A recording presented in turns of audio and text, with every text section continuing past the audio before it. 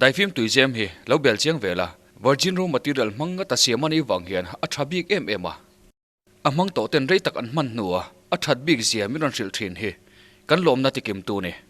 zo tui thiang tak mai da khom na turin dai phim tui jem nge hi lo mang vela liter zanga tanga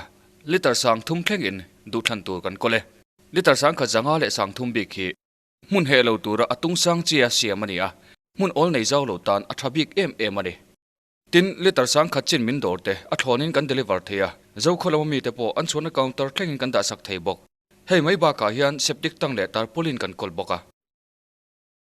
tarpaulin tui pona man chi po kan kol tel boke Daifim Enterprise Ramlun South contact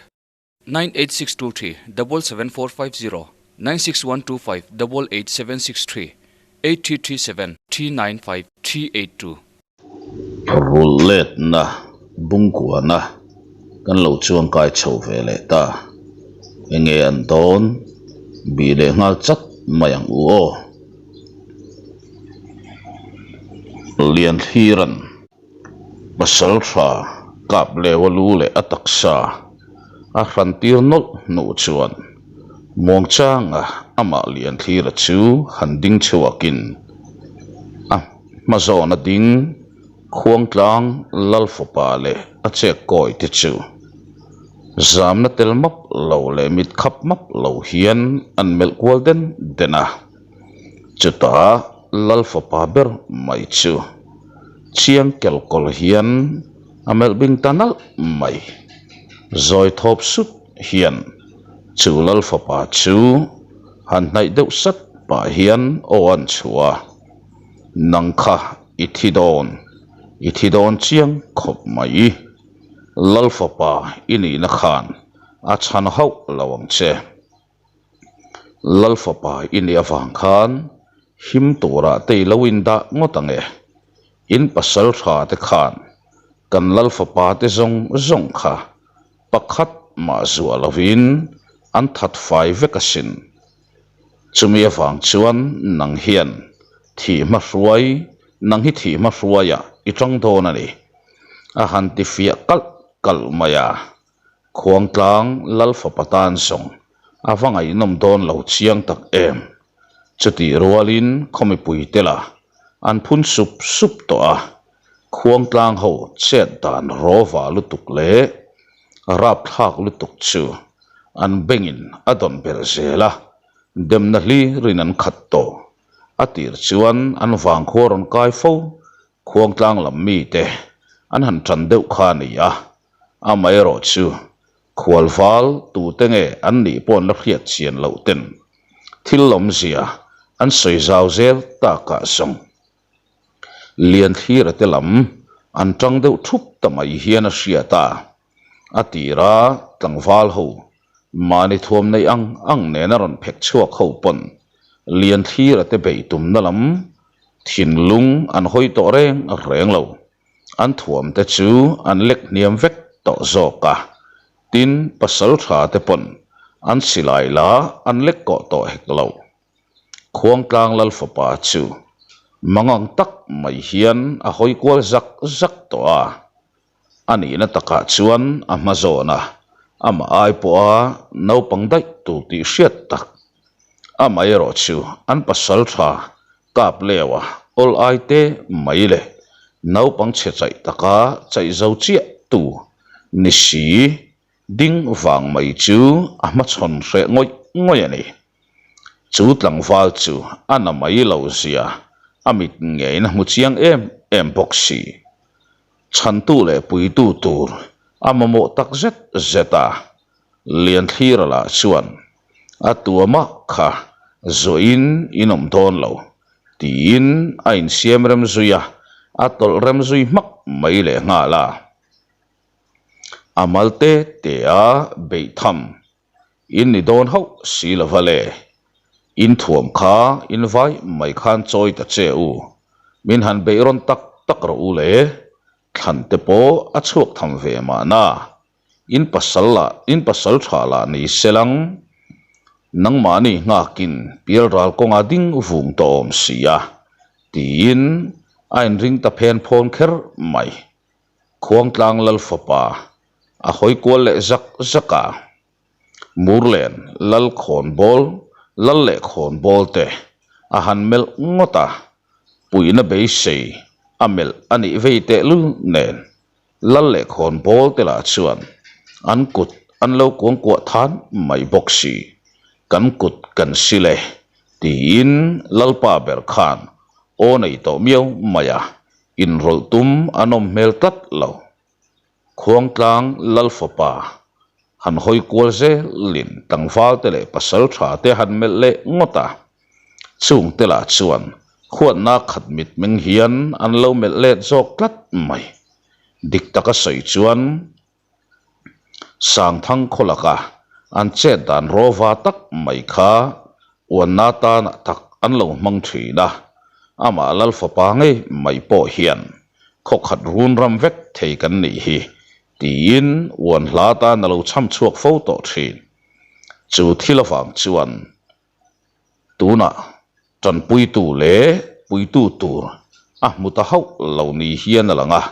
an che dan eng kim mai buan chhoina om tlat to alo beidon nei na tuam mupa ngai dam dil selang om zia anei mel lo na samai si nen chu adil buai du lo a mutlang chiang ve tatani mi puilam la chuan khira chevel reng chu munom ti khir hian an khiron thuap to mai bok atir te kha chuan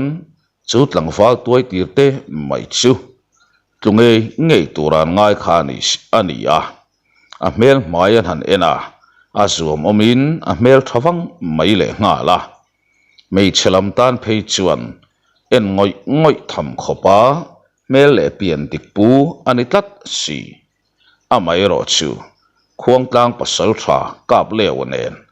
an hanin noi zet kha chu e an ma ani mit ngei po an ring hlel lo chau chu ni kha a chet dan kha pasal tha chung nung top te chet dan ani tlat alon chu tiang ang din munading ani miau awang chuan an ngai sang thar ta thut nge an tri deuh zok ni khuwa wang wal ani mai lo mo lo ti so tok po an la om tho mai khuang tlang lal fapa chuan anaw te pathum ral chem ne na lading ve thei ho chu han mel golden denin a han tho hoka an ni pon be sei turan nei lo sia in an chem an lo hum ve far to boka thutam seinom zia nei talo ngai dam dirin om zia nei don bok hek lo chu a thin lunga ron rik non rual chuan tuna ti tuar pa hian ama chuan ma a hruaya lian thira aron bo tapop mai khora po alo nui suka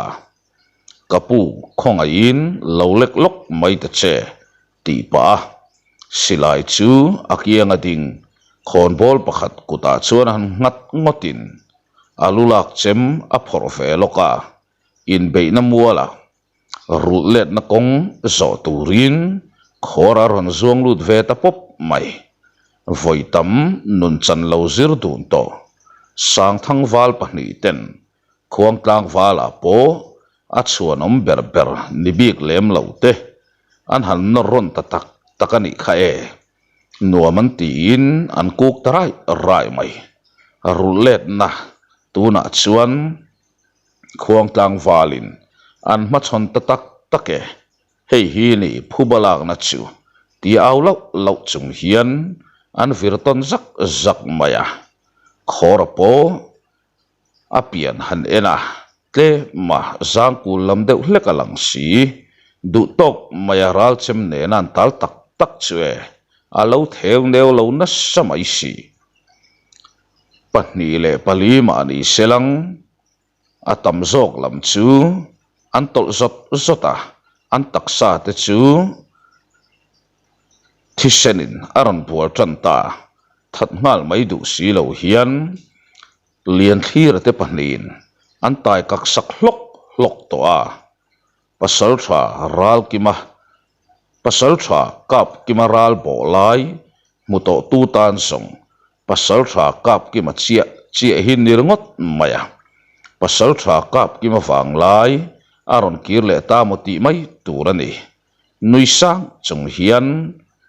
ral melma an bo a anin veng ton thiam ema achang le an hanin tlan thel le zau thin te chu pasal tha te le khon bol te tan po mu nom tham hin sim to bo zui zat selin khuang tlang lal fa pa le an nau pakhat chu an thal fel der to a pakhat ve bole ngalin an chem a rifar farrenga mi pui an ri khuk rual chuan an mi pe telu chu a thlok tanol nol mai nui var chunga khora a hanin herrem chuan a chem an vaile thot maya ti sha a ri nau chok mai o khai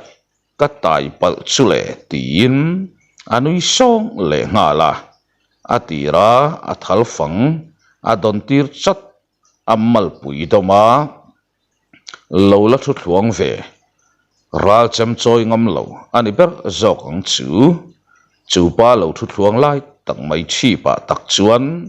a lo vai hi lo ni a ani na taka chuan a sat lui ni ber zok ko me chu mi hring po chu tal khur churin reilote a zal zui tarai rai mai tuma zo lo kha a fin thak tat tin khora chuan o an chua thum zui chak mai boka lian thira pon khora ngai tu na tak chu la khe pham chi lo ma selang khak atum lafa poiti na pakhat ma anei lo bok chuta khuang tlang lal fa pa te pani khuang tlang lal fa pa le anau pakhat hliam tuara an thal tak te beidon mel ema lo lawak ve trak te chu an pan nai le te chek mai mi pui lam pon mu nom an ti nge amira pana an ti zok ni mei che then khat phei chuan an hmain lo hup chan to a khuang tlang lal fa pa beidong lutuk to mangang si chuan an lam pana lian thlir te kal nai zel chu aban lo phar khum chel chu chung hian kan tlom min nun ram ru khonga in min nun ram ru tin ngai dam dilin an tlom thuron au pui ta chul maya khora le thira ero an ke pen lai to reng lo anin nui suka khat yang chia khan nu naw le tar chak lo zok te khan in pasal tha le in tlangwal te kha angenin an ngen lom asin tar chunga le mei che chunga te nau pang chunga tangial po sa ngai na nei lo khuwa in ni ngai dam zong be selu su ngai dam na lo chu tiang selin ti pa thira zok chu handok zokin lal fa pa alo mengkok maya a chempo alo lek ve to mek lavani aban pani manga alo in dan ve na chop chuan hira chem vai chuan a chil pheirop maya muang cha nga aban pani bul chunga thi sena chik zoi la ya a soka han chuk to in khiran an zai zui chat mai chu e khuang tlang lal fa pa chu talmar ot maya i chung te pon an ron zui thuayang che lo vakal masala in chung koinom na tur mun chu i lo va sam fai don lia nakina karong bol turini kha in freng lang kalaron kalveang lian thira mai mor ra chu thina ni asin tin achem an potlang le rok mai zong thisen aron chik tur maya mei cheu an lo tre teng tung bok heti lai hian khorapon a bei pa chu lo sat miel to in a rol chua chu amirap anate chung rila tanga thin rim na for top au chua ka ni ber maya cả chung te zong thật tu kan mi le sa te suat tu tiao tir ruan in adu tok anga meu chuane chu pa ruang chu seng hoi tu ni acha kom to lo mel kher mai lian thlir chuan khuang tlang lal fa paruang chu zozek mai hian an punol maya lalpa khoilama nge an ruang te hi kan pai bo don le an lu po lak tlak ni lo chuana a han ti fel thak maya chuti pa chuan an tha to pakhat chu a kereka han banin a kalpui ti ti ta der mai a hnuk tel mia ani zo chuta zong tlangwal rual ho ten ron che chuak huk maya e khai pasal tha khalam kha chu keima anin kan lo ti ve to ange lo ha dam ve to ru tin che tan ron lata zung maya heti la hian murlen lal ero angai to na a boy map khop mai atlang wal ten ruang pailiam tuma an zon tan me lai chuan ngoi teu set lalate su tin o an nei lo maya tlang wal te mai ni lo khomi pui ten an lal lam an hoiron ta thup mai ngai to na thar ka nei tlat mai kan kho kha ma kan pai ngotani zong in amo hi kan chunga tlak na tur tam taka tlat mai ti khan man moin lang han siam zung ula an khoram china ruang kha vata mak ni sok ro se ti chuan he khuwa hi khuang tlang lal fa pa le a che koi te khan an ron kai lova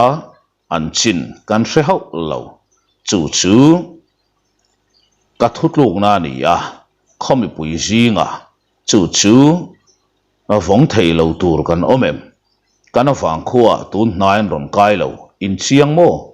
heng mi thi te hi kan mureng reng lo ti na ni chu a han ti le lo ta ka song khomi pui an butlur maya khuang tlang lal fa pa le a che koi ten murlen khuwa an kai hok lawa murlen lal tola an thi lo ti na ni chu chuta lal bok chuan khuang tlang khuwa hi ka hlau ti na ni reng lawa buena pumpel zet hian nun chan tur aveng nga ye an ni nen in mel mang na kan nei sa lem lo boka a fa pa te le a thian te thi thu hi ria in kalal tual nge tlu an ni zia te khwalwal la ka tlu an ni zia soita ilang min rin hlel na tam takan nei do na wang in chuanin mu thiam lo na hring chuak theya khuwa le khuwa in be na tur kong zong idang ri phot mayang u o a mai ro chu kan khwalwal te kan dem ta ti na ero ni hau lavania tin on nei zui lawa thira chuan chu ro rel na chu a fin thak khopang lo ti thum ve da tin khuang tlang chu heta tang in eng tia hlang e a han ti fatta kara san thum vel zet zong ria ngai turani tia chan na adon ta ka song ani chuan lalpa khang ruang zong kha kan fang ani a ke ni thian tun po kan lo thu thuang die thei nang le thei big nang mole kan lo tel ve ange a han ti thoi tak na nga tlangwal ho ten an rem ti sak hau lo manin lampan sung in pa ho ten lang an siam mo pa ruang zon tura valu pa le pasal tha ten an than chua ho phei chuan zanria barzui molin man moin lalmol laman pan khom le ta zunga asana sanin mei chernen khuang tlang lal fa pa le a che koi te ruang ho chu an zon chuak ta dora ni dang song lain chung tin ten zanria an bar tlai lo thei lo chung tin ten a zanrian bar fel meu hi chuan leng len ar a khuang al to zoka zanria an bar fela an thlen in pa khon bol min upalwai hawa vaibel paka ti phung leng an sei mal mal lai chuan tlangau pa ron lolin lalpa in kan khol fal te kha lal in lama ron kai turin a be sei che u ni chu upalwai hoin ron kai te se ati e aron ti ta ka song thilom khai tak mai alo ni kher boka ani te takalom le tin an tho chuak zui ta sapa reilote a upalwai ma hruai na hnuaya murlen lalin chung chu an dailut non le ta lalfanu te pon an khwal valte an han mule chu an dan ngai te in an loin khewle sap to a zanria te an bar fel nu phei kha chuan an loin dem fiam ve nak to hialani an mu non le chak em le an run ron kai sen lo ti ruk em ten tun an run an ron kaya an mu phak aranga thut mun an ron rem le tatlat mai lalin alo hui na angin lian thira le khorapo lalkiang nai te mai a chuan thut mun an han rem fe a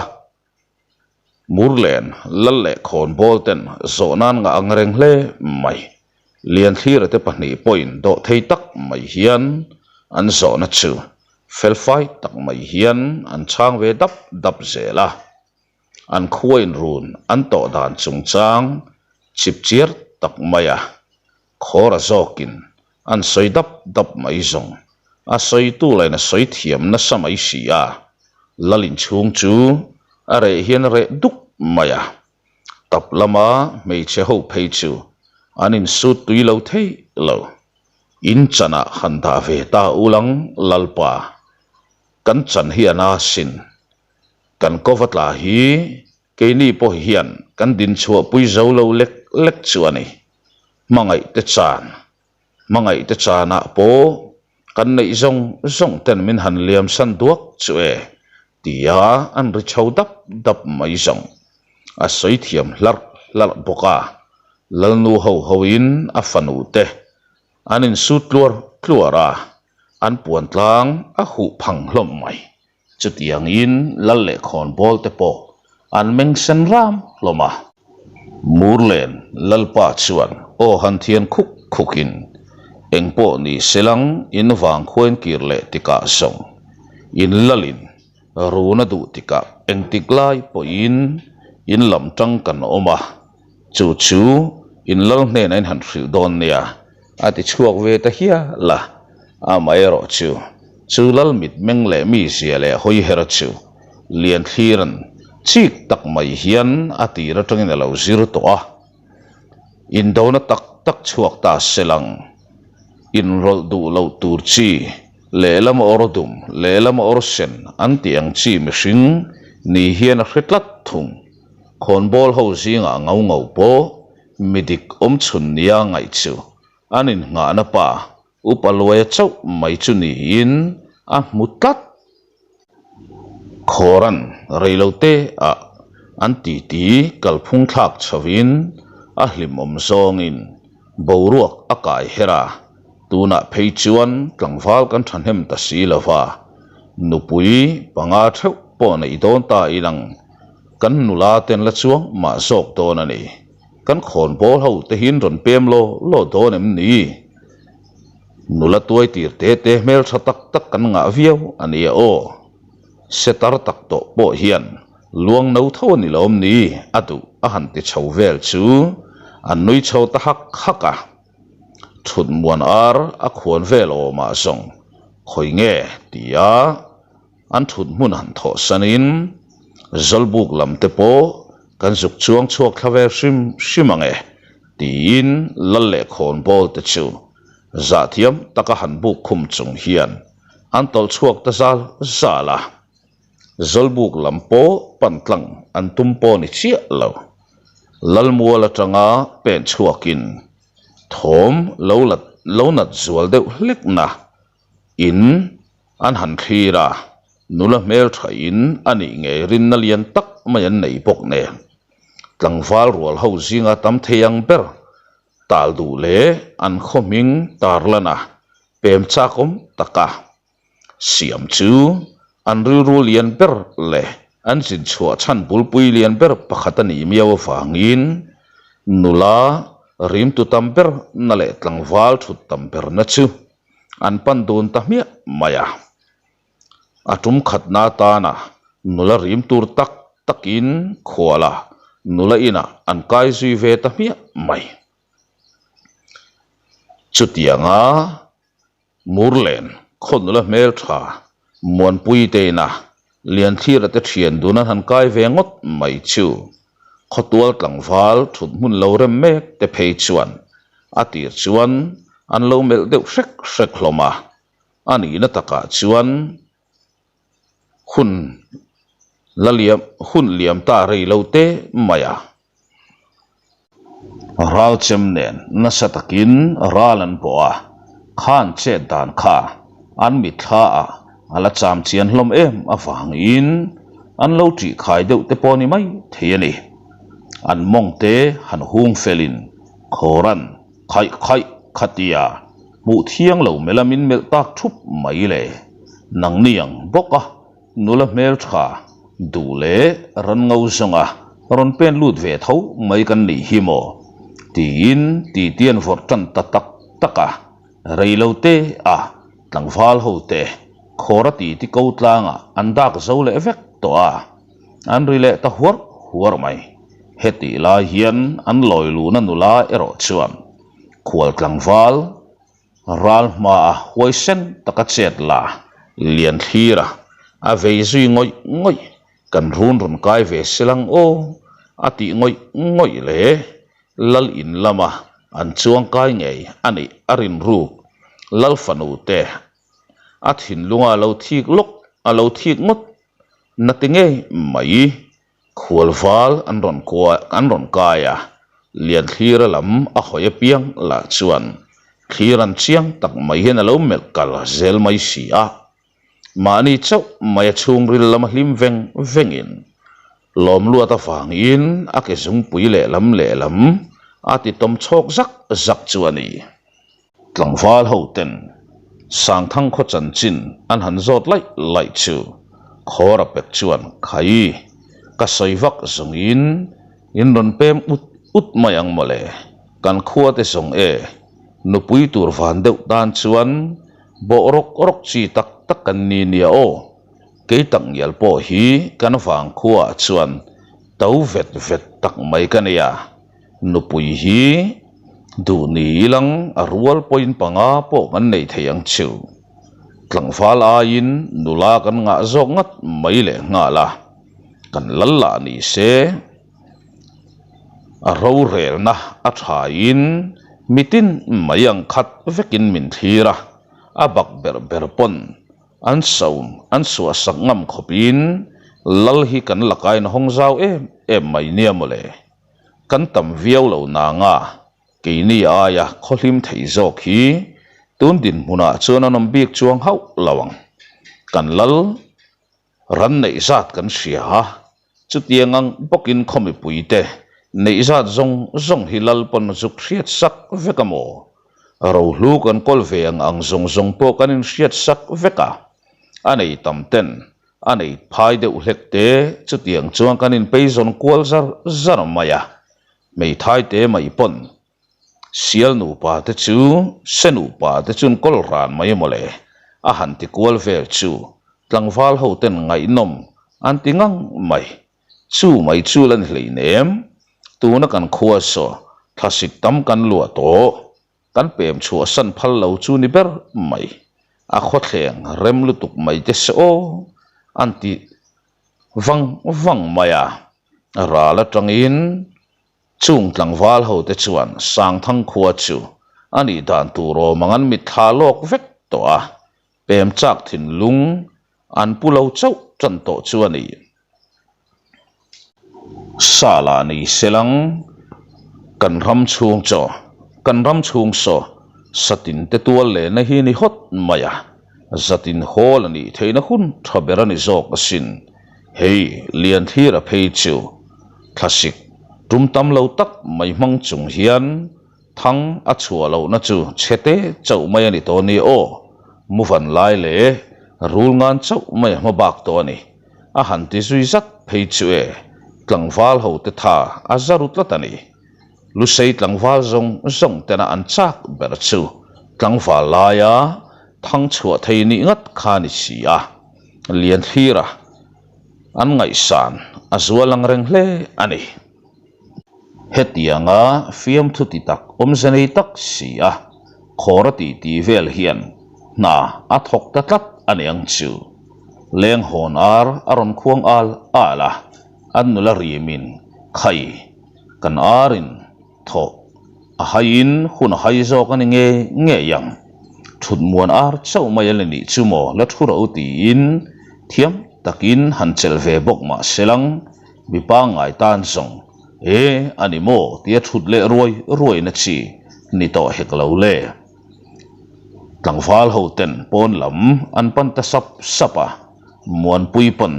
thira chuno tak mai mel chung hian cham ve reng ru o ati ta zau renga zalbuk lam an han pan ta chu zalbuk an pan konga chuan tle ma dai do lama tlangwal som don lai mai chuan pasal tha tin thira le khora chu an koi ding ta chat mai lian thira le khora pon din chil ve ngalin chung tlangwal te chuan ke ni hi khoton tir lama kha kan ni a in sang ami te kan ni e in soi mangin in wang khuwa kha bultan thar le na tan kan lo odru em maya tin sang thang khuwa bel an du ve tak dan te leirem ra le na tan an du sia te an soi tabal bala kan lalla hian a uidon khop ti la chu chiang ranga amai ro chu keima ni lamin pem kan du tlat si chuan tin an phun ve bal hloma rei din puina chi la chu ni hau si lo chung mi te chu alununga chiar chuan chung ko sombor ve la tangin an ni a atlem theyang ber chut po in mi zabor vel dai zong an ni don tatani aruk te hian thirale khora phei chu anin mela anin kheuru tan der to a an jin chua chan kong khat chu a hlo tling tan don ni na lang tlat mai ani amai ro chu soi tong in rei din mon na chi le ruwa man na siam ngal zung na chi ni hek lo le atu cham mon le a chung mi te chu kom chian le a ruwa man na siam pui tum ru ran chunga kam han che zuin nak tuk lama chiang zokin kan soi ho le don nia tuna zong rin hlel kai thei kan lani hi mo tin zalbuk lam an pan pui ta thuaya midang te ruala zalbuk an han kai ve chu adik taka soi chuan apui na lo cha lok tong in khual buan ma chon ngei tura in ngayan ni veite lu nen bobel an han boliama valu pa in nuisa ngalo chonin tlai lama an chet vel dan wang khanimo khual buan lam reng chu an khoi lovin an soi ri reng lo maya dik taka soi chuan murlen tlangwal ho hian an buan chak lavani abik takin khira khosazia kha an mitina muveka an chai thin rimanga an thin ur an ko chuak mayang ti te po an hlau te po ni mai thie an lo dong song tha in khira phei chu pasal tha tingat mai hian an lo ko tlat le nga la valupa zik lian chuan akiang amuturin khira chu ati deuh tlat mai boxi nen ani o tin muturin anin buasaya tlangwal ho ten e khai kha in lum lo hlau dang tin mutpuan an ron the khom sapa chung te chu han vom let ve nokin boruak monom tak nuaya mutmun an ram zui ta mutmuna ti phung leng soya rivebal balin valupa zig lian pon khovar lama song mu mal deuh hlek zawk a ti pui cheu ka du nia sang thang kholam khan ka benga ver riau ani ti in a phun ru sara pem a hre lo thu te kan lal hi song lal tha top ma ni se kan khoin rel bol dan mol mai hi ani million le mi te kan kar hi asaw talutuk ma boxia tina phun sar renga khira la chuan nang niang te hi chu o kan awang khuwa chuan kol ngat ni ta ilang kan lal chuan da poi mo don hle chati hi ka chiang ani reilo te a khon bola poi kai thuayang nupui ila nei lo phei chuan nupui tur lam zong tia phun vei su in nupui ti mol mai chuan valupa zik liana kheifu tlat atu khuwa vara langsar ho silo hian valupa zik liana hoin mi cheveng lam su du kewin chun lama ni selang sather lo khoi nge kan han be sei chirang ti in khira te thian tu nanin puchuak daya chung mi cheveng tlangwal ho tenen valupa zik liana howa ruwa manna siam na chu thok zui mapin sang thang lal bel mai hrelo an thanem fu to le nga la ni an cha muan meu chuan chung ko som ni borve lai mai chu sang thang khuwa pandu an muder in chung mi tenen chuan ruwa manna an siam fel thap to amai ro chu pem chu ngot mai chu thil ol ai tak song ani don lo top a chan chu chuti zat tum khata khuwa chua san chu e murlen lalpa hian arem ti don bi reng lo chu soi ngai lo chiang sa ni tlat valupa zik le na ruwa man na in a masa chuan chung ko thum te ang helium phot ta sela chutiang ang zel chuan eng tin mo kan liam ru zau the mai lawang mo tin rotna a han na ya lian thira berin khai kan ngai to kol ha lu tuk ni in ka sia atak taka chuan murlen khuwa hian sal in ni hau hlei nem le zalen na nei in ni a in lal le khon bolten an pot bet lui thei reng lo cheu a rualin pem top mai kha kei chuan tha ka ti ber zok ke ni hian lian pher kholam kan han sut le anga in lo pem chuaka kan wang kholam in pana in pal thleng thei ta ni ngat zong in kan lal le khon bol te kianga khan kan mingte han soi chuak ulang engkim kan lal chuan alo hrathiam ngal vek mayang bule ran vel kha eng ma ken noksak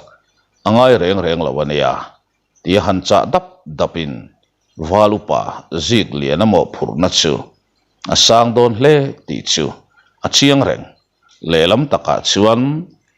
valupa zik liana ruala pem chu tum tlang wal te hi adai do lama ti taka narim tak thoka sa le ral an lo len chang ni po a ral matong tur ta na in pe at mai le sapui alo len ni po ma roi zar thin ho kha an ni miau awangin an mani du thu nge pem chuan tu mani chuan an dang lui ngot thei don lo ti hi chiang renga tlangwal tam zok ten chu ngam don lo shim lian pher kholam hoin lian thir le khora song an tum lok ngein an liam zui ta vaka khon bol min ber mai pon kan khokal zel dan turi ka hre hau lava kalaron pem ni te po alaron thleng ve ma na le tin acha hial anei heti lai hian khuang tlang lam chuak ten an lal fa pa te ho ruang murlen lam mi ten an ram ri chungan vata kha an pal chuak tatlat mayale an ruang la alo la toi cheman ho lo le ngal nen an lal fa pa te thian ho ruang an han muzet zong an thin ur aso sangin an ri that that hloma ti thei ero an nga to lo hle mai tu tenge tin han bevak vak po ni selang ruang ui mai ani to boxi eng po ni se kholama zual ko atlan kanom thuai ngai do na ni tia pahni tlom nga ya tlan chuang ngal dorin tu te kut tuar nge an ni ta kang le zon hlir hian an khata an ruang om na lai bor vel chu an han bel chiang thata in beina nu ma om reng la chu om boxi lo nen in ro sak chiam bak ti thei reng an nei hau lo khofing cha ma dewa lam kalatlan ten zual ko an ko ho po ron thleng ve le to in a ron thleng ma sa piang mai te thin ur in ro sa thom chu na kuk takanei tlangwal satlia mai po ni lo an kho pasal tha ba ka an lal fopa a thi tel miau maya chu chuan a deng na tlang hle ani tuna song khuang tlang khuwa chuan lusun na khuang tlang khuwa chu lusun nein atuam ve don ta thin ur nei na del mup kara lusun na chuan mun achang lian hle maya khopum pui mai chu an ngui ruai lo thei lova lal in atang po in trap roi thom a chuak ol lo chu tiang ang chuan sang thang khuwa thina in tha an lo zar tir to a thina mangin ro an lo rel to a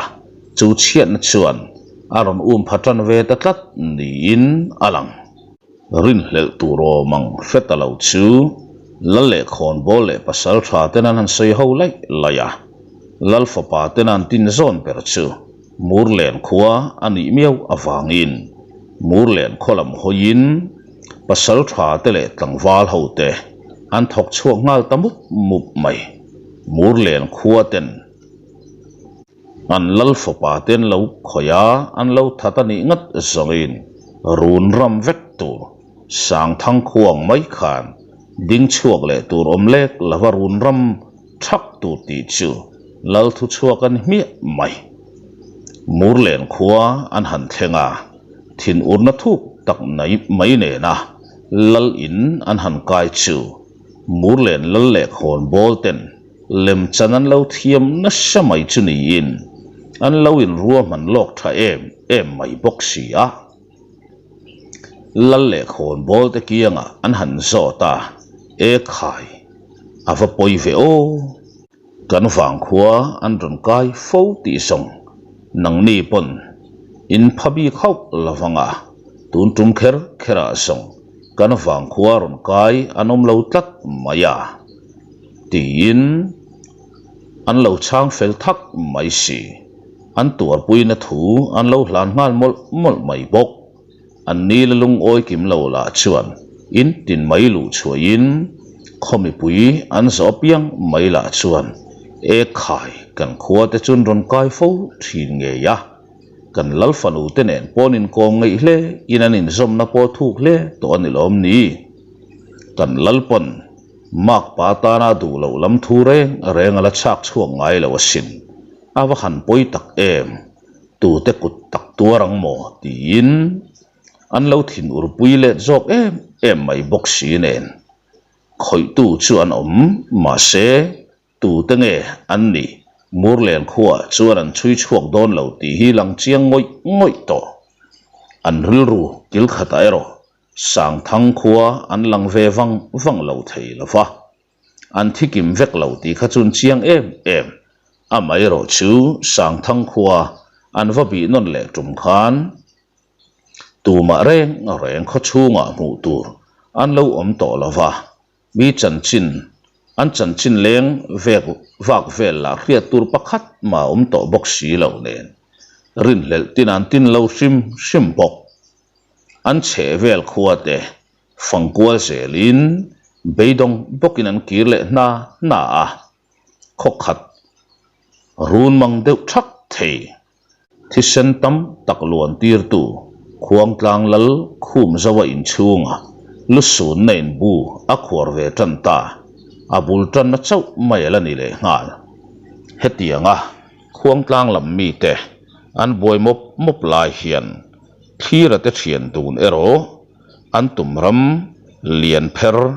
kholam hoya kalpar parzelin upaluayan ako mu chiangin tlang dan zong nen lama hril fia chiang boka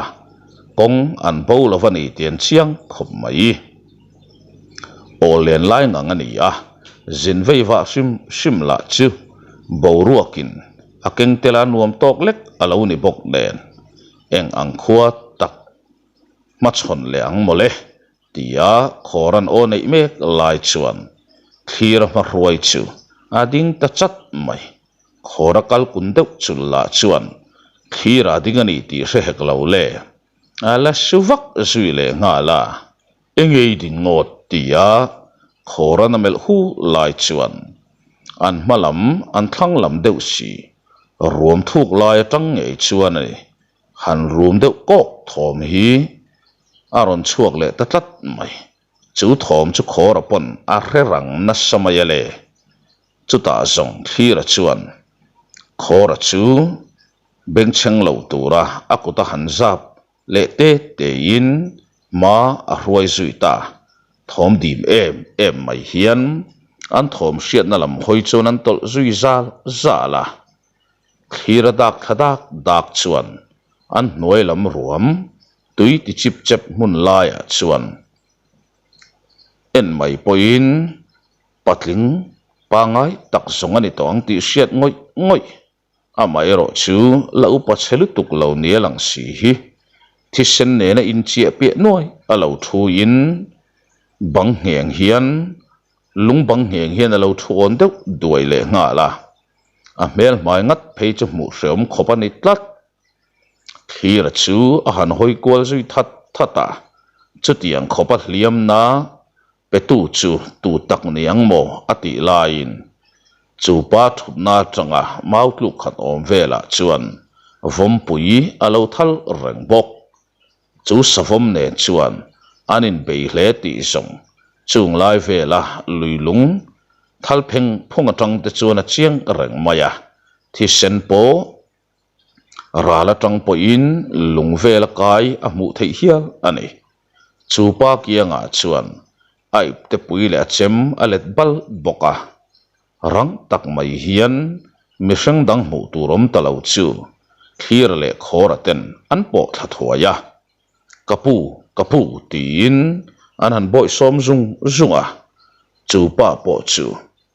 amit vun ron chedar darin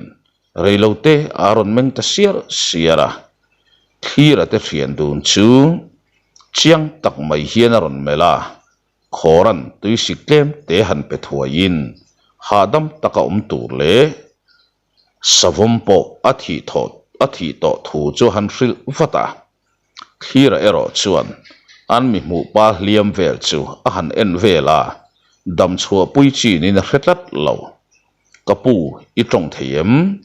khoi khomi le sa nge ini le i ruang a mun tur dik taka kan thlen pui theinan pui theina chakan nei nge yang atita vata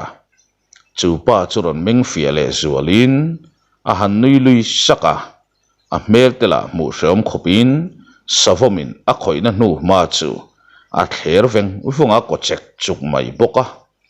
kaip te pui aron ti hra ma